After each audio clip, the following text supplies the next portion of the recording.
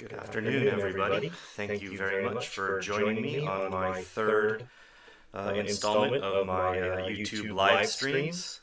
Hope everyone is doing well out there and staying safe.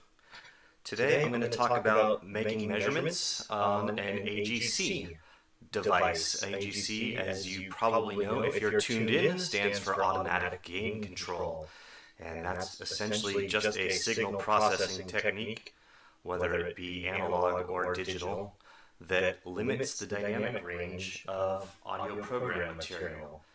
And it's used in a variety of applications, and a variety of terms sometimes are used to express the same concept. So you might hear AGC, but you might also hear automatic level control or automatic volume control.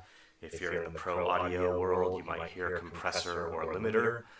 And all of those things basically are various names for the same type of process. And AGC can be found in a variety of devices, everything from, of course, studio recording tools to hearing aids, smart speakers, and anything really that has a volume output where there might need to be some limitations placed on the maximum volume. Portable audio player, smartphone, etc. So when it comes to testing these types of devices, there are essentially two main types of properties that we look at, and there's a variety of potential controls involved depending on the specific device type. So the first thing we're going to do is take a look at my APx project here. I've got a little demo device under test that I'm using to make my measurements today. It is a sort of studio compressor limiter device. So in my APx500 software, I've got a setup with a single analog output and a single analog input on the return. I can go ahead and turn my generator on to verify that my connections are working. And we're good to go. Now, as you can see, there actually is some gain reduction happening right now. So I'm generating minus 10 dBV, and the analyzer is measuring approximately minus 13 dBV. And if I mess around with some of the settings on my demo device, you can see that the gain reduction will increase or decrease depending on those settings.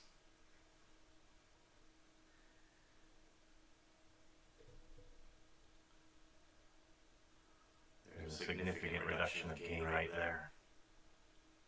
So let's take that right about back to where we were. So that's a good place to start. Okay, good enough.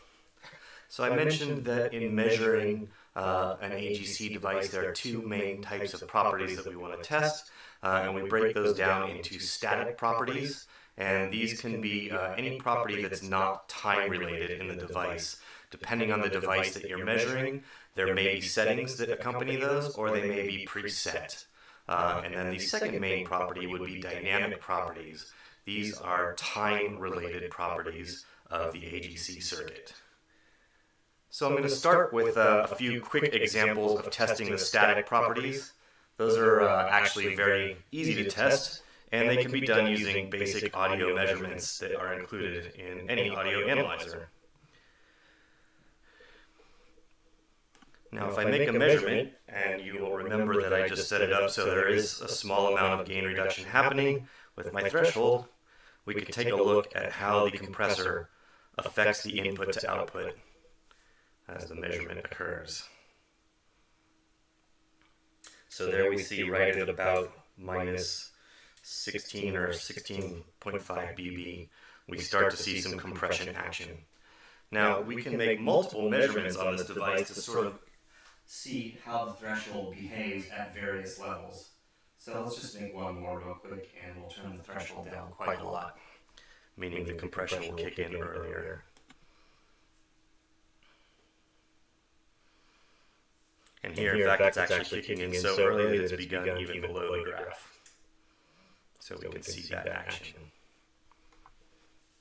So depending on the device that you're testing, you might want to look at this just to verify that if it's, for example, a pro audio compressor like the one I'm using, that your potentiometer settings are in fact accurate to the display on which they're being imprinted, or perhaps if you have a DSP type circuit, you might be setting various compression thresholds for a variety of typical use case conditions.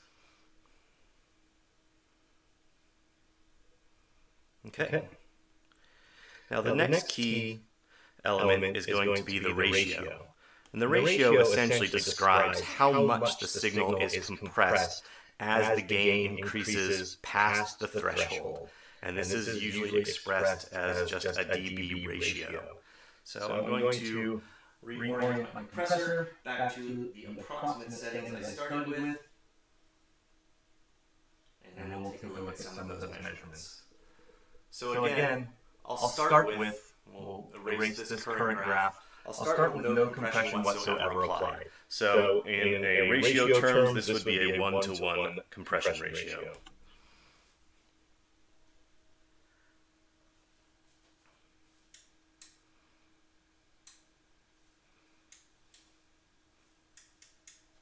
All right, let's append the graph data, and we'll make a couple more measurements with various ratios applied.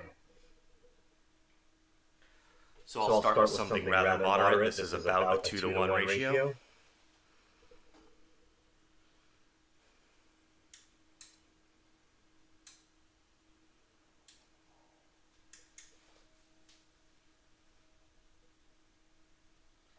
We'll crank it up to get a little bit more aggressive compression.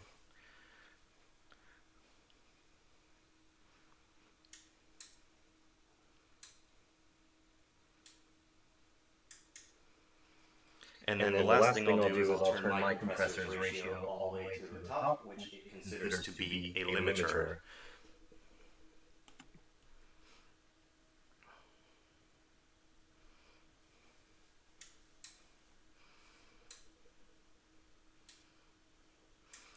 So you can see on that one, once we get past the threshold, it really starts to flatten out to almost no gain incurred. And if we went above the stop level on the sweep, we'd probably see that flatten out completely.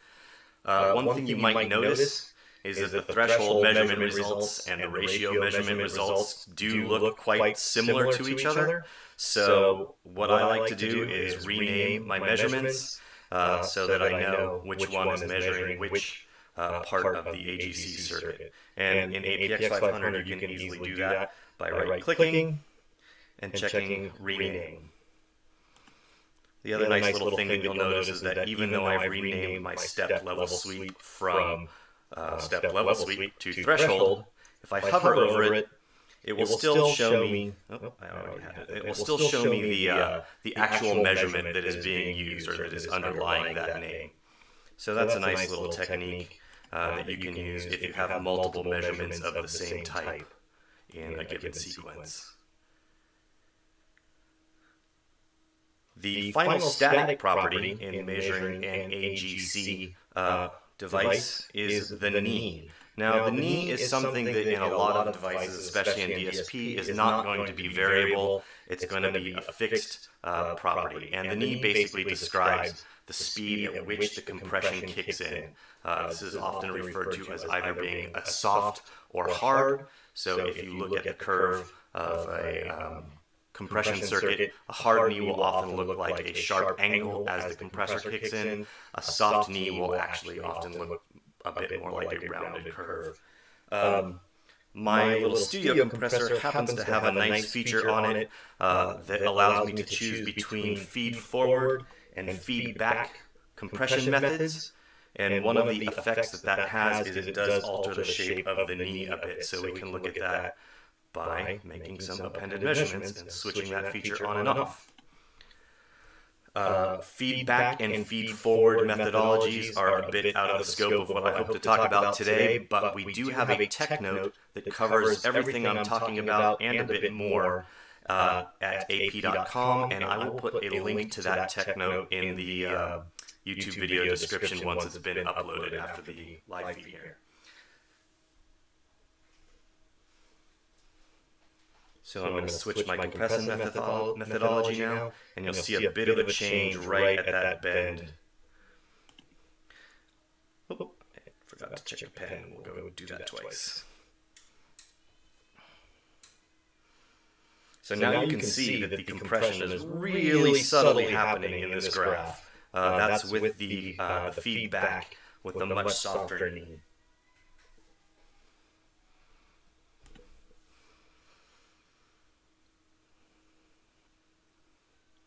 In this particular device, there's not a whole lot of difference between the two modes, but you can certainly see that changing that really affects the rate at which the compression kicks in. And not all of that is attributable to the knee. Some of that is attributed to that difference in the feedback and feed-forward compression methodologies. So those are the static properties. Those are all pretty easy. Like I said, they're just using basic step-level sweep measurements. Now the dynamic properties are a bit more difficult to measure, and for that we will use a special plugin which is available from ap.com. So dynamic properties break down into two basic types. Attack time, which is the time interval between the onset of an increase in level and the point where the output level has stabilized to its near final level. Release time is basically then just going to be the other side of the equation. It's the time interval between the onset of the actual reduction in level and the point where the output level has stabilized to, again, its near final level. That's a rather ambiguous term, by the way. So near final level can be defined depending on the type of standard which you are measuring to. If you are measuring to a standard, often it's somewhere between 2 and 4 dB. If you're not measuring to a specific standard, then that level can sort of be defined by you, the engineer. And you can see a variety of results. So in order to make this measurement, we're essentially going to create a sort of step function with a high and low sine wave output. So I'll select my attack and release plugin. This is a full version of the attack and release parameters, and I'll show you a couple of variants that we have on this as well that are included with the plugin. So I have a few different parameters to explore here. At the top in my generator, I have the frequency that I'm actually going to generate. I have the level step, and that basically just describes the difference in level between the high and low times. Now, depending on the type of AGC device that you're measuring, you might have to explore how to properly set that level step. The goal is to get the AGC circuit to activate to its full to activate at its full threshold. So you want it to be big enough to trigger the compressor fully. The low time is kind of a ramp time. The default is 1 second, and you don't necessarily need to be worried too much about that setting.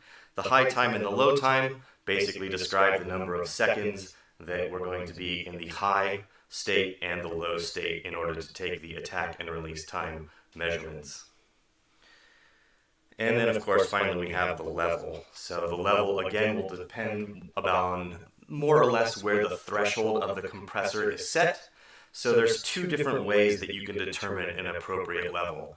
If you're using a studio-type compressor limiter, then threshold is going to be a parameter that you can set, as I just demonstrated with my device. So you can actually go back to your signal path setup, activate the verify connections, much like I did right at the beginning here, and we can turn on our generator and make sure that we're actually doing some compression. So it's a good thing I checked because I left it in the 1-to-1 state.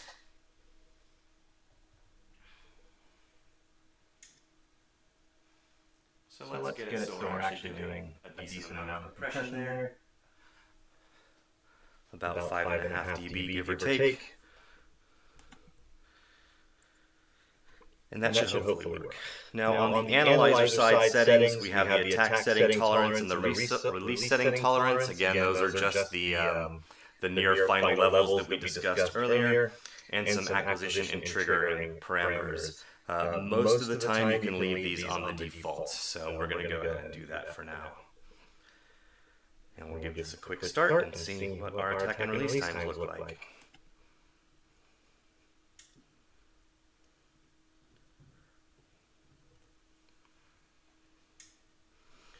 Okay, so we have a couple different results in this measurement. So the first one is just the actual RMS envelope, so we can actually see the attack and release happening. So we have our high time, and right here we can see that the compressor was activated and the signal level was dropped down. And then over here we have the release, where we can see that the compressor released the signal back to its normal state. We can also see the actual time information for those occurrences. So the attack was approximately 5 milliseconds, while the release was approximately 53 milliseconds. And those do correspond pretty closely with the settings I have on my device under test, so that looks pretty good. And finally, if we want, we can see the acquired waveform. Okay. So this is our general attack and release plugin. It does not conform to any specific standard, but when I download and install the attack and release plugin, I actually get 3 variants of this measurement.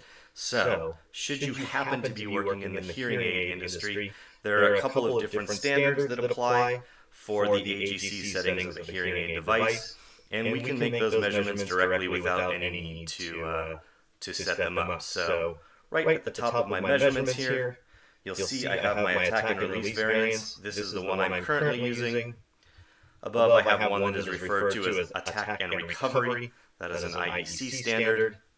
And then an ANSI standard for attack and release. And the primary difference between those two and the ones that I just demonstrated is that some of the parameters are pre-filled for you as they are defined by the spec.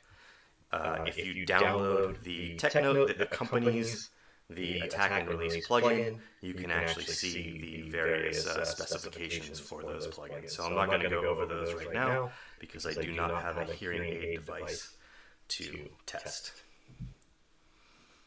So that's it. And of course, as always, if I want, I can select this into my sequence and create a sequence. If I want to go ahead and automate this, I could do that as well by going to each of my measurements and adding multiple measurements within there, or just setting the various parameters that I want, and create that automation to make sure that everything is working correctly. That is about all that I wanted to discuss today. Again, this is a plugin that you can add to your APx500 software in order to make these attack and release measurements. The plugin is actually free. All you need to do is download it and install it onto your computer. Again, I will place a link to that in the description of the YouTube video, so if you're interested in playing around with it yourself, you can do that. And of course, as always, you can feel free to reach out to your local audio precision sales engineer at ap.com if you have any questions regarding this, or if you have questions regarding any other